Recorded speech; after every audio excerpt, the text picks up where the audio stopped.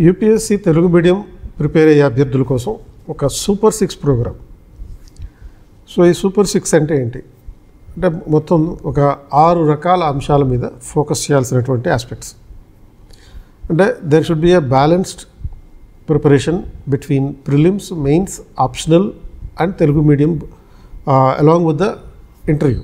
అంటే ప్రిలిమ్స్, మెయిన్స్లో జిఎస్ కానీ ఆప్షనల్ కానీ తర్వాత ఇంటర్వ్యూ మీద వీటన్నిటిని తెలుగు మీడియం ఫోకస్తో చేయాలి. సో దీనికోసం 6 రకాల ఫార్ములాస్ ఉన్నాయి. ఫస్ట్ చేయాల్సింది focus on the core subjects. Core subject అంటే కీలకమైనటువంటి సబ్జెక్టులు ఏవైతే ప్రిలిమ్స్లోనూ మెయిన్స్లోనూ కంబైన్డ్గా ఉంటూ మనకి ఎక్కువ మార్కులు రావడానికి అవకాశం ఉండే అంశాలు. అవి 4 ఉన్నాయి: polity, economy, history and geography. ఈ 4 అంశాల మీద, ఈ 4 సబ్జెక్టుల మీద పరిపూర్ణమైన కమాండ్ రావాలి. రెండోది ఈ డైలీ టార్గెట్స్ పెట్టుకోవాలి. డైలీ టార్గెట్స్ అంటే మీ ప్రిపరేషన్లో భాగంగా ఒకటి స్టాటిక్ సబ్జెక్ట్ స్టడీ చేయాలి. అది రోజులో ఒక 4 గంటలు 5 గంటల పాటు స్టాటిక్ సబ్జెక్టు జనరల్ స్టడీస్కి సంబంధించి చేయాలి. తర్వాత కరెంట్ అఫైర్స్ ప్రిపరేషన్ జరగాలి. అంటే తెలుగు మీడియం కాబట్టి ఈనాడు పేపర్ చదవాలి. దాంతోపాటు కరెంట్ అఫైర్స్ రివర్స్ ఇంజనీరింగ్ అనే పేరుతో 21st సెంచరీ అందిస్తున్నటువంటి తెలుగు మీడియం కరెంట్ అఫైర్స్ చదవాలి. దీనికోసం ప్రతిరోజు ఒక 2 గంటలు ఫోకస్ చేయండి.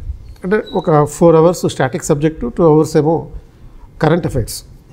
ఆ తర్వాత ఆప్షనల్ సబ్జెక్ట్ మీద ఫోకస్ చేయండి. దానికి ఒక 2 అవర్స్ పెట్టుకోండి. ఆప్షనల్ సబ్జెక్ట్ అంటే తెలుగు మీడియం అభ్యర్థులకి తెలుగు లిటరేచర్ కానీ, political science and international relation కానీ, సోషియాలజీ కానీ ఇలాంటి ఆప్షనల్ సబ్జెక్ట్స్ బాగుంటాయి.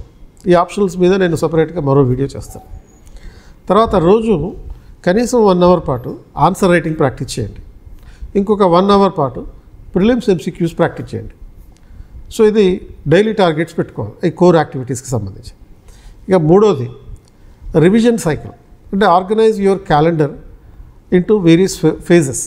అంటే మొదటి ఫేజ్లో ఫౌండేషన్. అంటే సపోజ్ ఒక 1 ఇయర్ పాటు మీరు ప్రిపరేషన్ టార్గెట్ పెట్టుకున్నారు. 2025 నుంచి 2026 జూన్ వరకు ప్రిపరేషన్ టార్గెట్ పెట్టుకున్నారు అనుకోండి.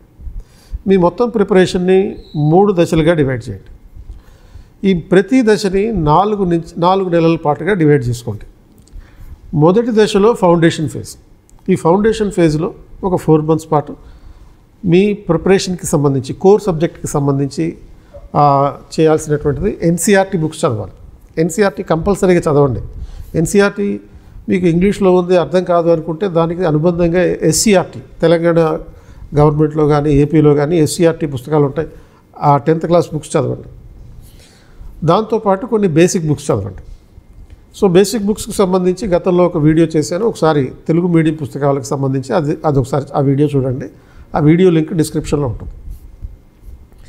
రెండో దశలో 4 నెలలు అంటే జూన్, జూలై, ఆగస్ట్, సెప్టెంబర్ వరకు ఫౌండేషన్ అయిపోవాలి. అక్టోబర్ నుంచి నవంబర్, డిసెంబర్, జనవరి వరకు మీరు సెకండ్ ఫేజ్ మొదలవుతుంది. సెకండ్ ఫేజ్ ఉంటుంది. సెకండ్ ఫేజ్లో ఇంటిగ్రేటెడ్ ప్రిపరేషన్ ఉండాలి. ఈ ఇంటిగ్రేటెడ్ ప్రిపరేషన్లో భాగంగా ప్రిలిమ్స్ కమ్ మెయిన్స్ సబ్జెక్టులు ఏవైతే ఉంటున్నాయో ఆ ప్రిలిమ్స్ కమ్ మెయిన్స్ కోర్ సబ్జెక్టుల మీద ఒక రైటింగ్ ప్రాక్టీస్తో కూడుకున్నటువంటి ప్రిపరేషన్ జరగాలి. తర్వాత 4వ దశలో, 3వ దశలో, థర్డ్ ఫేజ్లో మీరు కంప్లీట్గా రివిజన్ ఒకసారి చేసుకోవాలి. ఏదైతే మొదటి 2 దశల్లో చదివిందో ఆ చివరి 4 నెలల్లో కంప్లీట్ రివిజన్, ఫుల్ రివిజన్ జరగాలి. ఇక 4వ డైమెన్షన్ ఏంటి అని అంటే మెటీరియల్ సోర్సెస్. అంటే తెలుగు మీడియంకి సంబంధించినటువంటి మెటీరియల్ ఏంటి. తెలుగు మీడియంకి సంబంధించి మీకు హిస్టరీ, జాగ్రఫీ, ఎకానమీ, పాలిటీ, తర్వాత డిజాస్టర్ మేనేజ్మెంట్, ఇండియన్ సొసైటీ అంటే సోషల్ ఇష్యూస్కి సంబంధించి ఇండియన్ సొసైటీ, కాంప్రహెన్సివ్గా తెలుగు మీడియంకి సంబంధించి తెలుగు అకాడమీ పుస్తకాలు ఉన్నాయి. ఈ బుక్స్ మీకు సపోజ్ ఇంటర్మీడియట్లో ఫౌండేషన్ బుక్స్ దొరుకుతాయి. అవి ఎన్సీఆర్టీతో సమానం. ఇంటర్మీడియట్ ఫౌండేషన్ బుక్స్ అంటే పొలిటికల్ సైన్స్ అంటే ఫస్ట్ ఇయర్, సెకండ్ ఇయర్, తర్వాత sociology, public administration, economics, history, ఈ 5 సబ్జెక్టులకి సంబంధించినటువంటి ఇంటర్ ఫస్ట్ ఇయర్, సెకండ్ ఇయర్తో పాటు degree first year, second year, final ఇయర్కి సంబంధించినటువంటి కాంప్రహెన్సివ్గా పుస్తకాలు ఉన్నాయి. వాటిని చదవండి. తర్వాత దీనికి అనుబంధంగా ఈనాడు, ఆంధ్రజ్యోతి లాంటి పేపర్లలో వచ్చేటటువంటి ఎడిటోరియల్స్ చదవండి. సో ఈ 4 కీ మెటీరియల్ సోర్సెస్ అనమాట. ఇక 5th పాయింట్ వచ్చేసి తెలుగు మీడియం అభ్యర్థులు కొన్ని మంచి అలవాట్లను చేసుకోవాల్సి ఉంటుంది. ఏంటి అలవాట్లు అంటే, ఒకటి ట్రాన్స్లేషన్ చేసుకోవడం. కొన్ని స్టాండర్డ్ మెటీరియల్స్ని, మీకు అందుబాటులో ఉన్నటువంటి స్టాండర్డ్ మెటీరియల్ని ట్రాన్స్లేషన్ చేసుకోవడం. స్టాటిక్ సబ్జెక్ట్ ట్రాన్స్లేషన్ అక్కర్లేదు. ఏదైతే కాంటెంపరీ ఇష్యూస్ ఉంటాయో ఆ కాంటెంపరీ ఇష్యూస్ని కొన్ని పాయింట్ వైజ్గా నోట్ చేసుకోవాలి.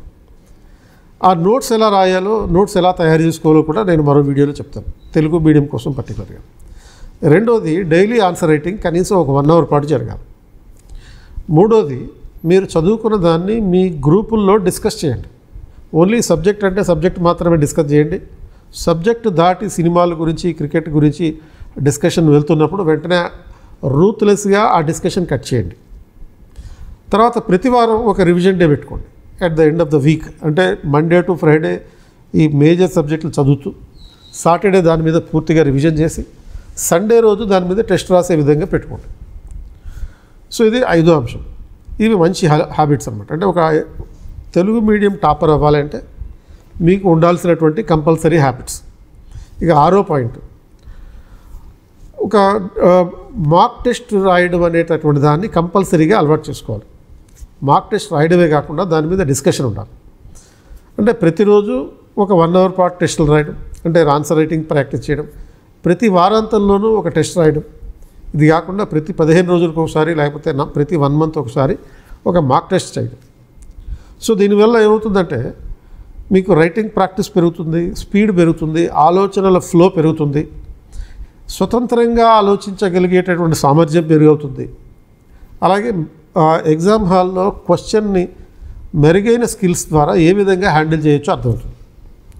కాబట్టి ఈ 6 అంశాలు ఏంటి? 6 అంశాలు: కోర్ సబ్జెక్ట్ మీద ఫోకస్ చేయడం, డైలీ టార్గెట్స్ పెట్టుకోవడం, మూడోది రివిజన్ సైకిల్ ఏర్పాటు చేసుకోవడం, కీ మెటీరియల్ సోర్సెస్ సంపాదించుకోవడం, తర్వాత కొన్ని స్మార్ట్ హ్యాబిట్స్ తెలుగు మీడియం అభ్యర్థులు కంపల్సరీగా డెవలప్ చేసుకోవడం, తర్వాత మాక్ టెస్టులు రాయడం.